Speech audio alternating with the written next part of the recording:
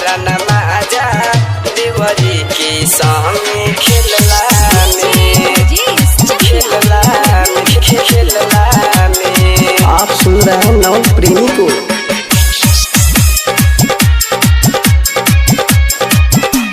खेलला में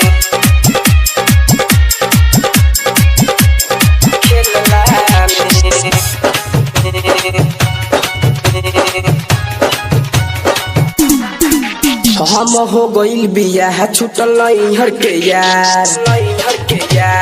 ए सखी हम हो गइल बियाह छुटल नैहर के यार हम हो गइल बियाह छुटल नैहर के यार हम हो गइल बियाह छुटल नैहर के यार सैया छोरी के चली गइल केरेला हमें मिले हमारा नमाजा मिले हमारा नमाजा देवरी के संग खेलला में मिले हमारा नमाजा देवरी के संग खेलला में हम हो गइल बियाह छुटल नैहर के यार हम हो गइल बियाह छुटल नैहर के यार हम हो गइल बियाह छुटल नैहर के यार सैया छोरी के चली गइल केरेला हमें मिले हमारा नमाजा मिले हमारा नमाजा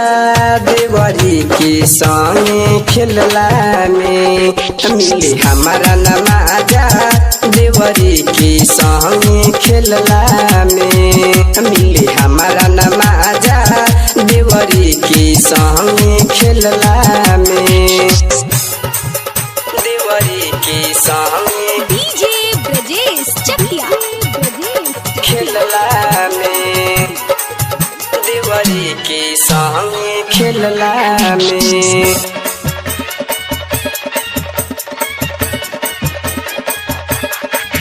हम चढ़ल जवानी हो जाता जियान सजिया जगत में होता बिहान ए सखी हम चढ़ल जवानी हो जाता जियान सजिया जगत में होखे बिहान सैया गइले परदेश होवे उनके ही भेष खाली कमी राजा तऊ कटेला हमें मिले हमारा नमाजा मिले हमारा नमाजा देवरी के संग खेलला में मिले हमारा नमाजा देवरी के संग खेलला में मिले हमारा नमाजा देवरी के संग खेलला में देवरी के संग डीजे ब्रजेश चकिया खेलला में देवरी के संग खेलला में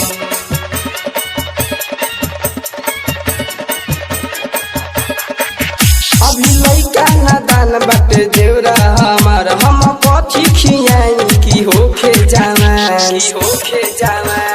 ए सखी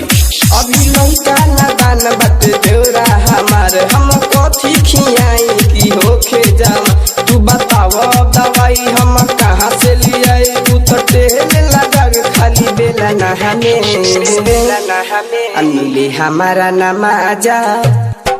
मिले हमारा नमाजा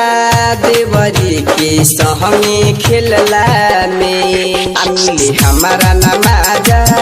देवरी के संग खेलला में मिले हमारा नमाजा देवरी के संग खेलला में देवरी के संग डीजे ब्रजेश चकिया खेलला में presented by Dirimai Entertainment.